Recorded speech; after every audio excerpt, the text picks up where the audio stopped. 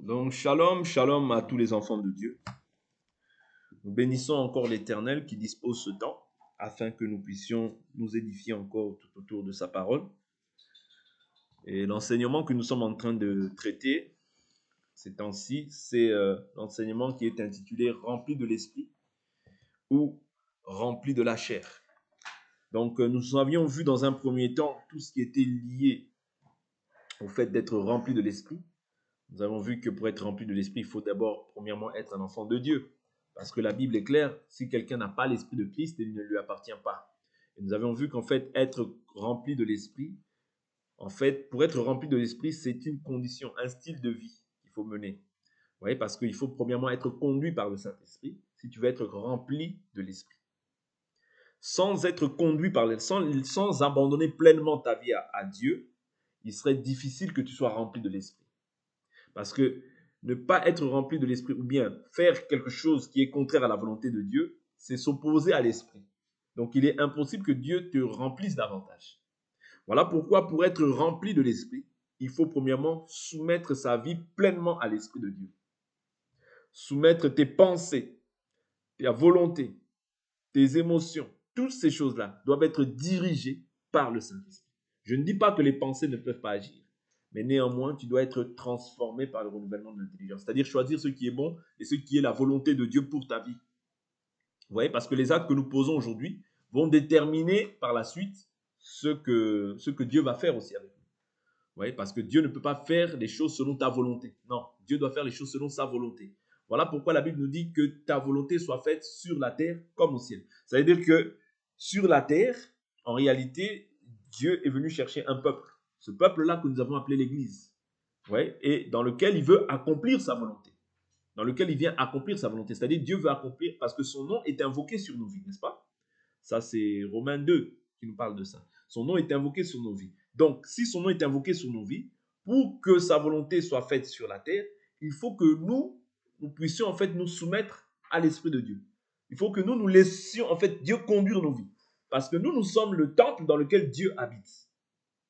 1 Corinthiens 3,16. Ne savez-vous pas que vous êtes le temple de Dieu et que l'Esprit de Dieu habite en vous? Si quelqu'un détruit le temple de Dieu, Dieu le détruira. Comment est-ce qu'on détruit le temple de Dieu? En s'opposant à la volonté de Dieu.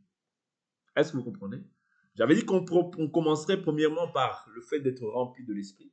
Mais on a vu beaucoup d'aspects. On a pris beaucoup d'écritures qui nous ont montré comment être rempli de l'esprit. Vous voyez?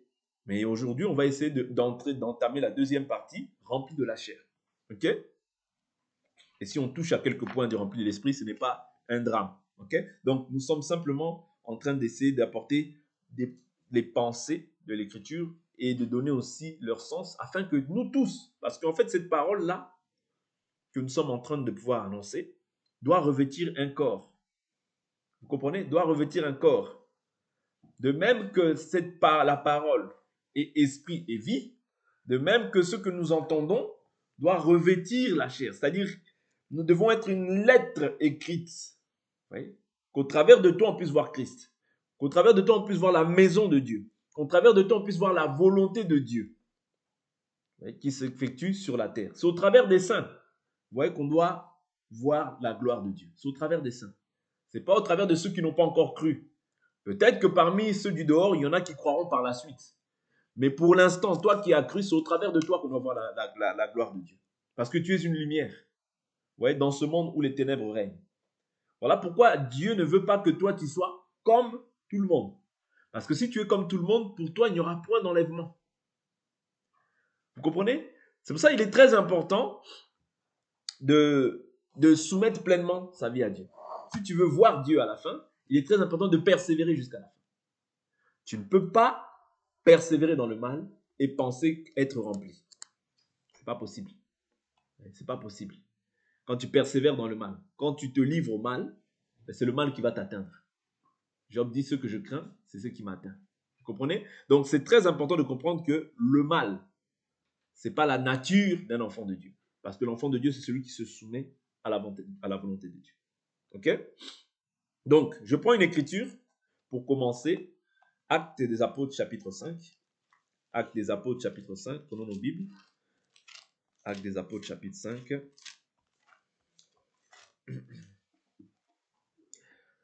Verset 1. Mais un homme du nom d'Ananias, avec Saphira sa femme, vendit une propriété et retint avec le consentement de sa femme une partie du prix. Puis il apporta l'autre partie et la déposa aux pieds des apôtres. Pierre lui dit, Ananias, pourquoi Satan a-t-il rempli ton cœur? Pourquoi Satan a-t-il rempli ton cœur? Ok? Et pourquoi Satan a-t-il rempli ton cœur au point de mentir à l'Esprit Saint? Vous comprenez? Quand Satan remplit ton cœur, c'est automatiquement pour que tu fasses une chose qui est contraire à la volonté de Dieu. C'est pour ça que je vous dis, c'est pas parce que tu es chrétien que Satan ne peut pas remplir ton cœur. Voilà pourquoi l'Écriture nous dit quoi? Garde ton cœur plus que toute autre chose, car c'est du cœur que proviennent des sources de la vie. Et c'est par des choses comme ça que les gens disent que, oh non, telle personne est possédée et liée. Non. Quand tu ne te gardes pas pur, voilà pourquoi la Bible dit garde-toi pur. Il faut te garder pur. Comment est-ce que tu te gardes pur? En t'examinant. Parce que le diable envoie constamment des pensées. Voilà pourquoi on parle des traits enflammés du malin. La Bible n'exclut pas le fait que le malin peut injecter une pensée dans ta vie. C'est pas parce que tu es chrétien ou bien que tu es super spirituel que tu ne peux pas tomber. Mais tu dois toujours examiner. Parce que le diable, qu'est-ce qu'il fait? On l'appelle le tentateur. Est-ce que vous comprenez? Quelqu'un qui tente, c'est pas quelqu'un qui a la victoire sur toi. Mais il tente. Autrement dit, il essaye. Et toi, voilà pourquoi le fait que tu sois revêtu du Saint-Esprit, la Bible nous dit, nous ne combattons pas pour la victoire, mais dans la victoire. C'est-à-dire, toi, la victoire, elle a déjà été acquise à la croix de Golgotha. C'est-à-dire, toi, tu ne fais simplement que marcher dans cette victoire. Est-ce que vous comprenez? C'est très important ce que nous sommes en train de dire. Pour que quand tu te retrouves face à une pensée, que tu puisses choisir ce qui est bon. Que tu puisses choisir ce qui est la volonté de Dieu pour ne pas subir les conséquences du choix que tu vas faire. Parce que quand tu suis la voie du méchant ou bien la voie du malin, tu subiras aussi les conséquences. Dieu peut pardonner un de tes péchés, mais les conséquences, tu peux les subir. Je vous prends souvent des exemples. David prend la femme d'Uri. Il fait mourir Uri à la guerre. Il dit à Joab, place-le à la pointe du combat, afin qu'il puisse mourir. Vous comprenez? Uri meurt au combat. Dieu envoie Nathan pour dire à Nathan, le prophète Nathan, il raconte toute une histoire. Il dit, lui, il y avait un homme qui avait plusieurs brebis. Il y en avait un qui avait une seule brebis. Celui qui avait beaucoup de brebis a cherché à prendre la brebis de l'autre. David s'énerve. Nathan lui dit, mais c'est toi. C'est toi cette personne qui a fait ça. Mais Nathan lui dit quoi? Tu as commis ce péché. Dieu pardonne ton péché. Mais l'enfant qui naîtra de cette union-là va mourir. Vous comprenez? Premier péché. C'est-à-dire, la conséquence, c'était quoi? C'était que l'enfant qui était né d'un adultère doit mourir. Oui, premièrement. Mais secondement, il dit, Dieu pardonne ton péché, mais l'épée ne s'éloignera pas de ta maison. C'est-à-dire les conséquences de l'acte, c'est-à-dire il a tué un homme, ouais, mais son acte a engendré que lui aussi, son enfant meurt, et que l'épée ne puisse pas aussi s'éloigner de sa maison. Au point où il y a eu par la suite l'inceste dans cette maison. Au point où il y a eu quoi? Ces enfants qui se sont rebellés contre lui. Vous comprenez? Tout ça, c'était à cause du péché qu'il avait commis. Vous comprenez? C'est-à-dire qu'il y a toujours des conséquences qui sont liées au péché que tu vas faire. Voilà pourquoi quand le péché se présente devant toi, en réalité, c'est comme si c'était la mort qui se présentait devant toi. Parce que le salaire du péché, c'est la mort. Comprenez bien ces choses-là. Le salaire du péché, c'est la mort. Tout péché mène à la mort. Bien que les gens disent que, oh non, tout péché, non. Tout péché mène à la mort. Tout péché mène à la mort. Parce qu'il y a des gens qui vont se baser simplement sur 1 Jean 5 qui disent, oui, je prie pour cela, je prie pour ce péché parce que il y a des gens qui vont prendre juste le passage de 1 Jean chapitre 5, verset 16, qui dit quoi? Si quelqu'un voit son frère commettre un péché qui ne mène pas à la mort, qu'il prie et Dieu donnera la vie. Il s'agit de ceux qui commettent un péché qui ne mène pas à la mort. Il y a un péché qui mène à la mort, ce n'est pas pour ce péché que je dis de prier. Nous savons quel est le péché qui mène à la mort. C'est-à-dire c'est le blasphème contre le Saint-Esprit. C'est le péché impardonnable. C'est-à-dire quelqu'un qui n'accepte pas Jésus-Christ jusqu'à la fin de sa vie, c'est un péché impardonnable. Il ne sera pardonné ni dans ce siècle présent, ni dans le siècle à venir. Mais néanmoins, tout péché mène à la mort. Dans quel sens je le dis? Ouais, je le prends maintenant dans l'aspect où tu commets une faute, tu commets un péché, tu ne t'en repens pas, tu vis une vie de péché. Ouais. Ce qui va s'en suivre, c'est la mort. Vous comprenez? Parce que tu crucifies à nouveau le Fils de Dieu. Ouais. Tu crucifies à nouveau le Fils de Dieu. Voilà, c'est dans ce sens-là qu'on peut prendre aussi que le fait que tout péché aussi mène à la mort.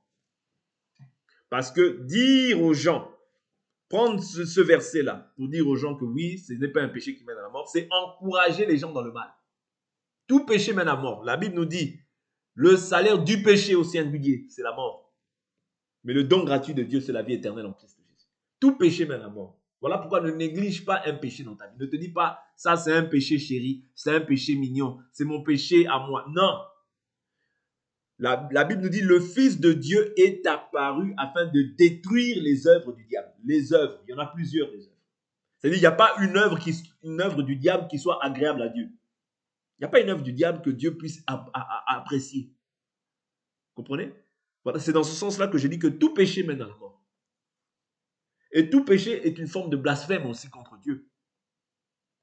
Vous comprenez? Tout péché, quand tu pêches, c'est un blasphème contre Dieu. Vous comprenez? Mais ce n'est pas un blasphème contre l'Esprit. Est-ce que vous comprenez? Ce n'est pas le blasphème contre le Saint-Esprit. Mais tout péché, c'est un blasphème contre Dieu. Oui? C'est très important de comprendre ça parce que plus on avance, plus il y a des doctrines pernicieuses en fait qui sont en train de s'introduire au sein de l'Église. Plus il y a des doctrines qui sont en train de pouvoir égarer les enfants de Dieu. C'est-à-dire les enfants de Dieu peuvent commencer à vivre comme ils veulent et bon, ne pas se sentir gênés. Oui, non, si tu as péché, repens-toi. Oui, c'est ça que Dieu nous demande. Si tu as péché, repens-toi. Mais ici, le péché d'Anania et Saphira, qu'est-ce qu'il dit Paul? Il dit, Pierre, il dit, ce n'est pas à des hommes que tu as menti, mais c'est au Saint-Esprit. Vous comprenez? Mais qu'est-ce qui s'en est suivi? La mort. C'est dans ce sens-là que je dis que tout péché mène à la mort. Mais Pierre lui dit à Ananias, pourquoi Satan a-t-il rempli ton cœur? Je veux vraiment prendre le temps sur ça. Ton cœur. C'est ainsi que l'Écriture dit, là où est ton cœur, c'est là où est ton trésor. Je vous assure, cette Écriture est vraie. Là où est ton cœur, c'est là où est ton trésor. Si ton cœur est attaché à Dieu, ce qui va résulter de toi aussi, c'est les choses de Dieu. Si ton cœur est attaché à des futilités, ce qui va résulter aussi de ta vie, c'est les futilités. L'homme n'est que le fruit de ce qu'il est spirituellement. Si spirituellement tu es charnel, ce qui va en résulter dans ta vie, c'est le côté seulement charnel. Vous comprenez? Voilà pourquoi il est très très important. Paul, c'est pas pour rien que Paul dit, je traite durement ma chair. Pourquoi? Afin de ne pas prêcher aux autres et d'être moi-même disqualifié. Donc tu peux prêcher aux autres et être toi-même disqualifié. Vous comprenez? D'où l'importance de pouvoir réellement traiter sa vie. D'où l'importance de pouvoir faire en sorte que ton cœur soit entier pour Dieu et sans partage. Et pour cela, c'est-à-dire Dieu a déjà fait sa part, c'est te donner le Saint-Esprit, te donner sa parole. Maintenant, c'est à toi de redoubler d'efforts pour ne pas laisser en fait l'avantage au diable dans ta vie. Dieu a déjà mis toutes les dispositions entre tes mains, toutes les cartes entre tes mains, tout pour résister jusqu'à la fin entre tes mains. Maintenant, c'est à toi. C'est à toi de pouvoir te faire violence. C'est à toi de pouvoir méditer cette parole. C'est à toi de pouvoir prier. C'est à toi d'écouter l'enseignement et le mettre en pratique. C'est à toi. Et si tu ne veux pas que ces choses-là t'arrivent, c'est-à-dire que ton cœur soit rempli, il faut veiller constamment sur ton cœur. Qu'est-ce que ton cœur médite? Qu'est-ce que tes pensées méditent? Ouais. Quand tu en arrives au point de pouvoir former un complot avec ta femme et de dire, bon, on va leur mentir comme ça, tu es déjà éloigné de la vérité. Oui. Tu t'éloignes déjà de la vérité. Et ce mensonge-là a été pour leur mort. Quand ils s'entretenaient avec les conciliabules, ils formaient déjà un conciliabule, Dieu les a déjà alertés dans leur conscience. Ouais. Dieu ne peut pas faire un acte sans pour autant t'alerter. Dieu t'a déjà alerté. Mais c'est-à-dire, il y a des gens aujourd'hui qui éteignent l'esprit. C'est-à-dire, tellement ils vivent dans le péché, ils blasphèment, c'est-à-dire, ils attristent le Saint-Esprit, mais par la suite, ils éteignent aussi l'esprit. Ok? D'où l'importance pour un enfant de Dieu de ne pas laisser en fait l'accès au diable dans ta vie. Ok? Donc, ils ont menti au Saint-Esprit et ils ont retenu une partie du prix du champ. Mais qu'est-ce qu'il dit? J'aime bien ce qu'il dit. Est-ce qu'on les a forcés? Non. Oui. L'apparence, le m'as-tu vu? C'est ça qui les a tués. Parce qu'ils étaient libres, vous voyez, de pouvoir donner le prix qui leur convenait. Mais pour qu'on dise que, mais pour qu'on voie que, oui. Il dit, lorsque tu l'avais, verset 4, lorsque tu l'avais, ne demeurait-il pas à toi? Et après la vente, le prix n'était-il pas à ta disposition? Vous voyez, donc il était libre de pouvoir donner comme il voulait. Parce que Dieu aime celui qui donne avec joie, sans tristesse ni contrainte.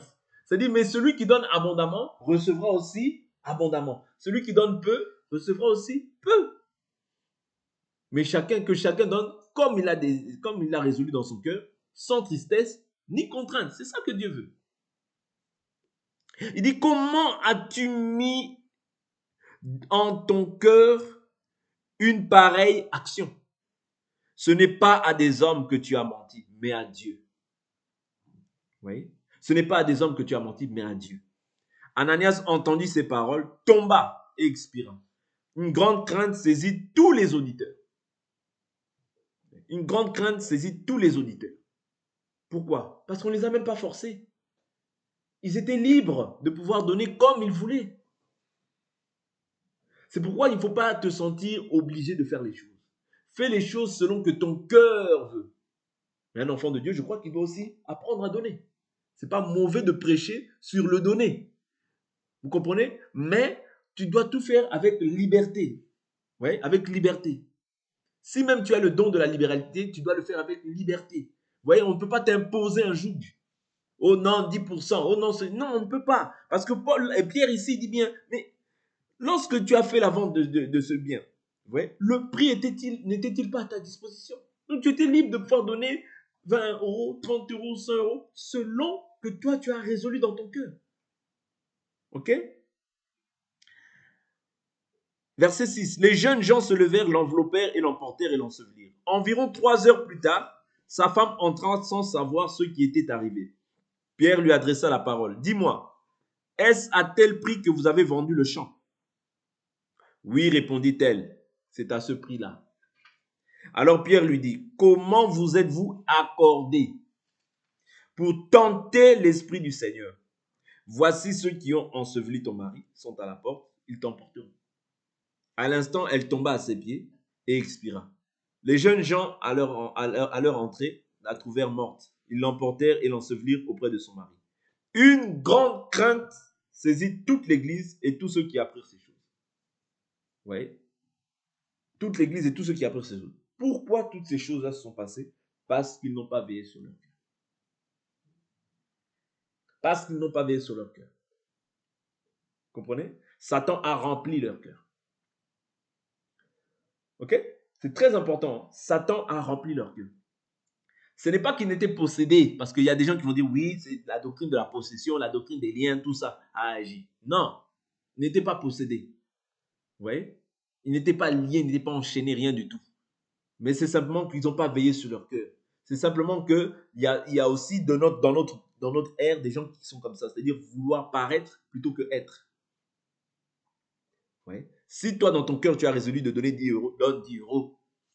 Ne donne pas pour te faire voir des hommes. Oui. Ne donne pas pour pouvoir plaire aux hommes, non. Parce que Dieu regarde aussi à la disposition de ton cœur. Comprenez? Ici, c'est parce que leur cœur n'était pas pur. Quand ton cœur n'est pas pur, même quand tu donnes, Dieu n'est pas favorable. Quand ton cœur n'est pas pur, même quand tu donnes en murmurant, c'est pas bon. Oui. Quand tu donnes en murmurant, ce n'est pas bon. tu ne donnes pas selon la volonté de Dieu. Voilà pourquoi donne comme tu as résolu. C'est important. Parce que dès lors où Satan trouve une faille, il va se servir. C'est ainsi que je dis que Satan peut aussi remplir ton cœur. Parce que la Bible nous dit quoi? 1 Pierre 5, verset 8 nous dit « Veillez, votre adversaire, le diable, rôde tout autour de vous, cherchant qui dévorer. Résistez-lui ferme dans la foi, sachant que les mêmes difficultés sont attribuées à qui? À vos frères, partout dans le monde. » C'est-à-dire, ces difficultés sont attribuées aux frères, aux saints, pas à ceux du dehors, puisque ceux du dehors, ils sont dans le camp du diable.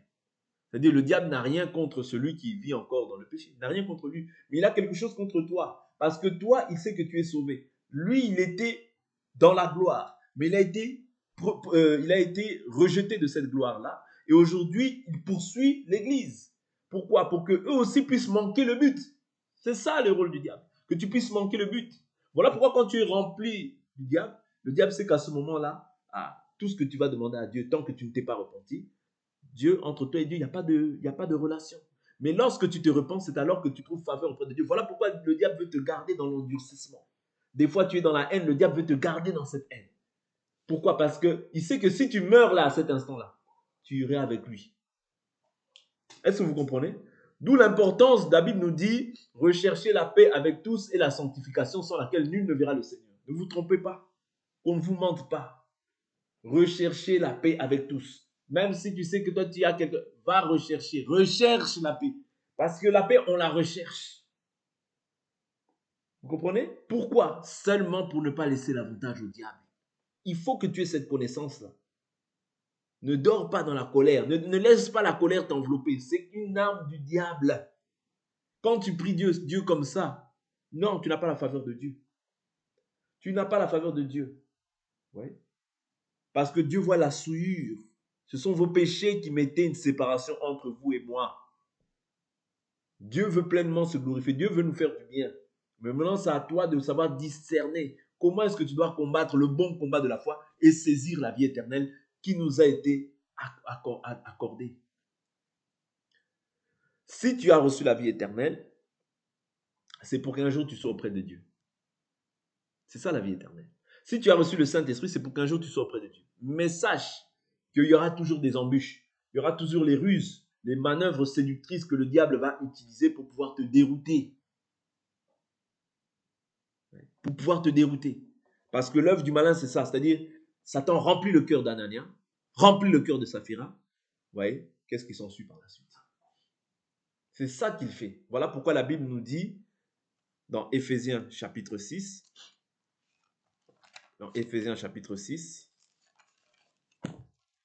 verset 10. Au reste, fortifiez-vous dans le Seigneur et par sa force souveraine.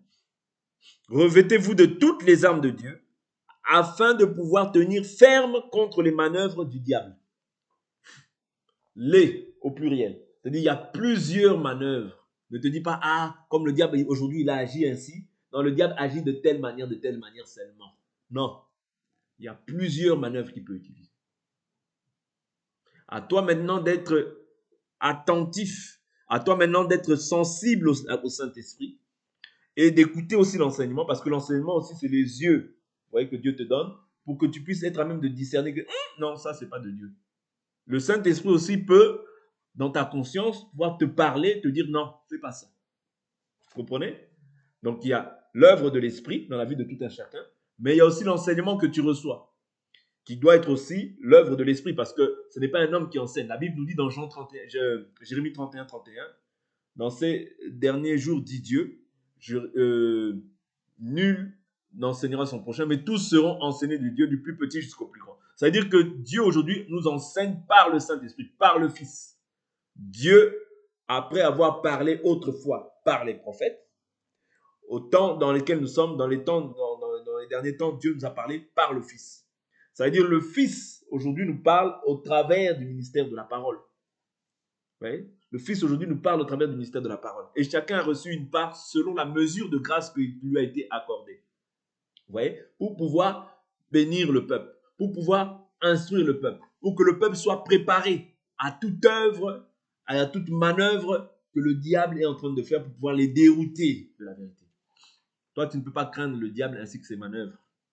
Mais toi, tu dois craindre Dieu et garder sa parole.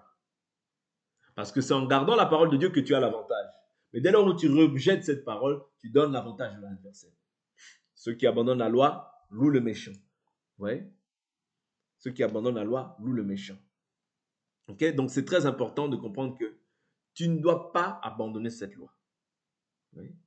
Tu ne dois pas abandonner cette loi, tu dois la garder. Donc, il dit contre les manœuvres séductrices, des manœuvres du diable. Donc, il y en a plusieurs. Verset 12. Car nous n'avons pas à lutter contre la chair et le sang. Ma bataille n'est pas avec un individu, parce que l'individu m'a insulté, parce que l'individu m'a mal parlé. Toi, tu dois comprendre en fait l'esprit qui anime l'individu. Est-ce que vous comprenez? Est-ce que nous comprenons? La bataille n'est pas avec une personne. Oh non, lui m'a fait ça, lui m'a fait ça. Moi, non, non. Même s'il peut arriver que des fois, cette pensée monte dans ton cœur, tu dois toujours te remémorer qu'est-ce que dit la parole. Je n'ai pas à lutter contre la chair et le sang pour faire tomber les raisonnements qui sont dans ta pensée. Parce que quand tu luttes avec la chair et le sang, et généralement c'est ça que l'homme charnel fait. Parce que ce qui est esprit, ce qui est chair est chair. Celui qui est conduit par l'esprit va beaucoup plus chercher qu'est-ce que dit l'esprit, autrement dit la parole. Ouais. Mais celui qui est chair, il va dire, ah non, il va agir selon la chair. Non, moi ça, on m'a touché. Aïe, on m'a touché, il faut que je touche aussi. Non, nous ne sommes plus dans la loi du talion. Œil pour œil, dent pour dent. Non. Ouais, Jésus a dit, si vous avez entendu qu'il a été dit œil pour œil, dent pour dent. Mais moi, je vous dis de ne pas résister aux méchants. Comprenez? Donc, toi, tu ne peux pas résister aux méchants. Tu dois laisser la volonté de Dieu s'accomplir. La Bible dit à moi la vengeance, à moi la rétribution. Pas à toi-même. Parce que si tu te fais vengeance par toi-même, tu as accompli directement, pas indirectement, directement la volonté du diable. Même si par la nature qui est en nous, tu peux croire que bon, ce que je fais, c'est normal, je me défends. Non. Non. Jésus, dans ses jours de la chair, ne s'est pas défendu. Il était comme une brebis qu'on mène dans l'abattoir. Or, tel il est lui, tel nous sommes nous aussi, étant dans cette terre. Tel il a vécu, tel nous devons marcher aussi, étant dans cette chair. Dans sa première venue, il n'est pas venu il est venu comme un agneau, s'offrir comme un agneau. Mais dans sa seconde venue, vous voyez, là, il viendra d'une manière différente. OK? Donc, c'est simplement pour nous faire comprendre que nous devons impérativement ne pas nous livrer à des combats avec les individus physiquement. Ni en parole, ni en œuvre, ni en quoi que ce soit. C'est-à-dire que tout ce qui peut t'arriver, toi, enfant de Dieu, en mal, c'est la volonté de Dieu. Toute chose concourt au bien de ceux qui aiment Dieu, de ceux qui sont appelés selon son dessein. Si Dieu t'a appelé, tu vas passer par des souffrances. L'évangile, vous avez appris, oh, que vient à Jésus, tout va aller. C'est du mensonge et du mensonge. Vous aurez des persécutions. Et avec le centuple. Oui. Je vous ai prévenu, Jésus nous a dit, je vous ai prévenu, vous aurez des persécutions dans le monde. Mais prenez courage. Moi, j'ai vaincu le monde. Si Jésus a vaincu, nous vaincrons. Pourquoi? Parce qu'il habite en nous. Tu ne vas pas vaincre par tes propres œuvres, mais tu vas vaincre parce que Jésus est en toi. Christ en nous, c'est l'espérance de la gloire. Vous comprenez? Nous sommes plus que vainqueurs par celui qui nous a aimés. Celui qui est en nous est plus grand que celui qui est dans le monde. Qui est dans le monde? C'est le diable qui règne. Je te donnerai la gloire et tous ces royaumes, car elles m'ont été remises. Et je la donne à qui je veux. C'est-à-dire celui qui règne ici, sur la terre, c'est le diable. Comprenez? C'est-à-dire le pouvoir lui a été remis. L'homme a péché, le pouvoir a été remis à Adam. Parce que celui qui devait gouverner, assujettir, dominer la terre, c'était Adam. Mais quand Adam a péché, cette autorité a été transmise au diable. Voilà pourquoi toi, quand tu aimes le monde et les choses qui sont dans le monde, tu aimes le diable. C'est comme si tu fais allégeance au diable. Parce que la Bible nous dit adultère que vous êtes. Ne savez-vous pas que l'amour du monde est inimitié envers Dieu? Naturellement, si tu aimes le diable, tu vas être rempli de sa pensée, de sa volonté. Ça, c'est automatique. Oui. Quand tu aimes le monde, tu deviens adultère devant Dieu. Et les adultères n'hériteront pas le royaume des cieux. Adultère ici, on ne le voit pas comme un adultère d'aller voir une femme qui est mariée qui va voir un autre homme. Mais Dieu appelle adultère en fait comment? Quand Israël se détournait pour aller adorer d'autres dieux, Dieu appelait cette nation adultère. C'est-à-dire ils vont voir un autre homme, un autre mari, un autre époux, un autre Dieu. Or, Ésaïe 54, nous l'avions déjà vu et nous le revoyons parce que nous répétons ces choses car c'est salutaire. Ésaïe 54, celui qui t'a fait est ton époux, l'Éternel des armées est son nom. Vous voyez, Ésaïe 54, verset 5. Celui qui t'a fait est ton époux, l'Éternel des armées est son nom, et ton Rédempteur est le Saint d'Israël. Vous voyez, il ne se nomme Dieu de toute la terre. Ok? Car l'Éternel te rappelle comme une femme abandonnée, dont l'esprit est affligé. Ok? Donc ici, Dieu, des fois, il y a des moments où Israël se détournait pour aller rendre un culte qui était semblable à ceux des nations, aller adorer Baal, Anamelech, Adramelech, Milcolm, voilà, Astarté, Kemosh, Moloch, voilà, tous ces dieux-là qu'on peut nommer. Et Dieu, en fait, il rendait un culte qui était semblable à ceux des nations. Vous voyez, ceux des nations. Donc, Dieu se détournait d'eux. C'est-à-dire, c'était une infidélité que Dieu appelait adultère. C'est-à-dire, aller voir d'autres dieux. Voilà pourquoi quand tu aimes le monde, tu es un adultère. Ainsi, l'Écriture nous dit, n'aimez pas le monde. C'est 1 Jean chapitre 2, verset 15. N'aimez pas le monde, ni les choses qui sont dans le monde. Si quelqu'un aime le monde, l'amour du Père n'est pas en lui. Vous comprenez? Tu ne peux pas aimer Dieu et aimer le monde. Ce n'est pas possible. Non, mais c'est quand même possible. Oh, toi, tu es plus sage que Dieu. Tu n'es pas plus sage que Dieu. Tu n'es pas plus sage que Dieu. Ton cœur, soit il est à Dieu, soit il est au diable. Là, on l'a vu. Vous voyez? Pour un simple mensonge, pour une simple coalition qu'ils ont faite. Mais c'était pour leur mort. Oui. C'est pour ça qu'il faut être strict avec toi-même. Si tu n'es pas strict avec toi-même, tu vas tomber dans les manœuvres du diable facilement. Il faut être strict avec toi-même. Voilà pourquoi Jésus dit que si quelqu'un ne hait pas sa mère, son père, sa propre vie, il ne peut pas être mon disciple. Ici, haïr, ce n'est pas haïr ton père, ta mère comme ça physiquement. Non, c'est pas ça. Parce qu'on risque de mal me comprendre et de tordre le sens de ce que je suis en train de dire pour pouvoir dire des faussetés. Mais ce que je suis en train de dire ici, c'est-à-dire que tu dois aimer Dieu de tout ton cœur plus que toute autre chose. Je prends un exemple.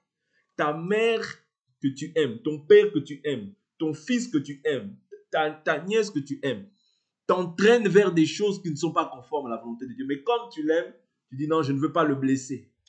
Je vais quand même. Tu n'aimes pas Dieu de tout ton cœur. Et tu ne te cherches pas de ta croix comme il se doit.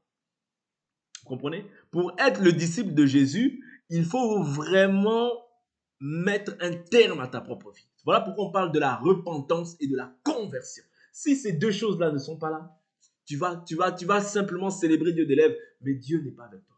Voilà pourquoi il est très important de comprendre qu'il y a repentance et conversion, changement d'attitude, transformation, méconnaissable aux yeux du monde. C'est-à-dire quelque chose qui est passé d'une nature à une autre nature, qui est méconnaissable.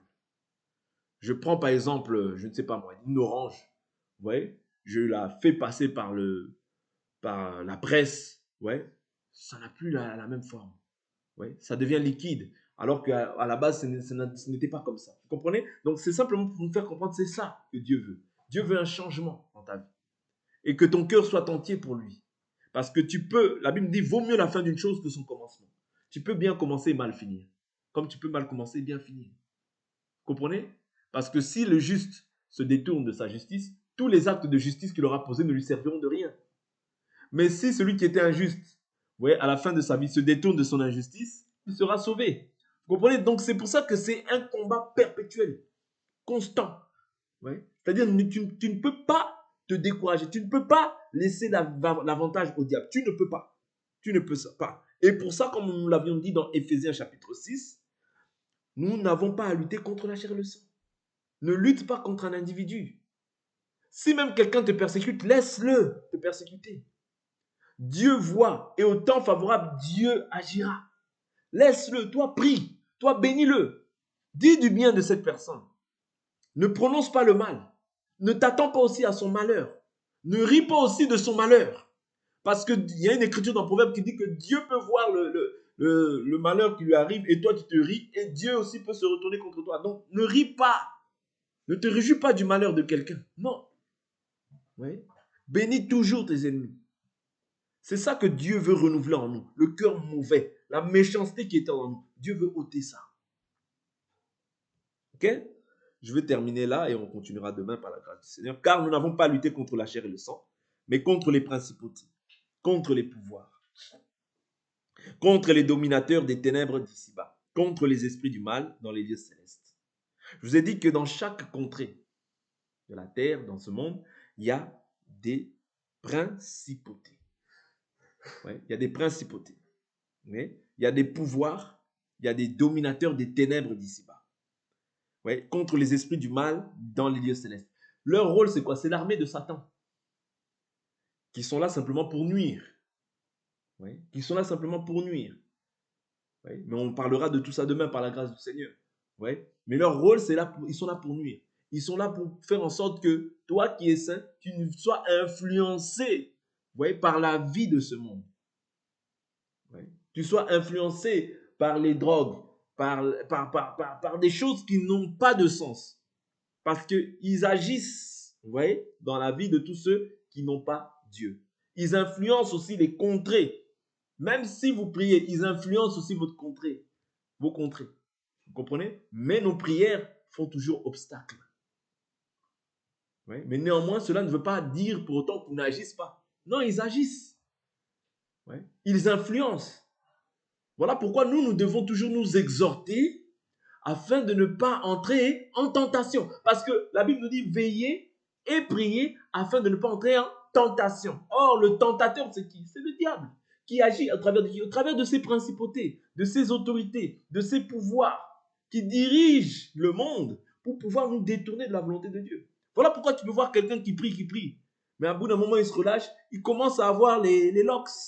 Il commence à s'habiller comme tout le monde. C'est l'influence que ces principautés-là font dans la vie de tous ceux qui ne vivent pas selon Dieu. Et maintenant, facilement, les gens, quand toi, tu ne vas pas faire comme eux, mais tu vas dire, bah non, il faut que je fasse un peu comme eux. Hein. Ouais, quand tu te relâches, tu vas commencer à faire comme le méchant et tu vas être emporté dans les voies du méchant. C'est pourquoi on n'a pas le droit de se relâcher dans les choses de Dieu. De même que tu te nourris chaque jour. Ouais, tu n'oublies jamais de te nourrir chaque jour de la nourriture physique. Il faut aussi que tu sois alimenté de cette parole. Parce que l'Écriture dit, et je vais m'arrêter là, l'homme ne vivra pas de pain seulement, mais de toute parole qui sort de la bouche de l'Éternel. Que Dieu vous bénisse pour votre attention et nous allons nous arrêter là et prier. Au nom de Jésus-Christ, nous allons finir.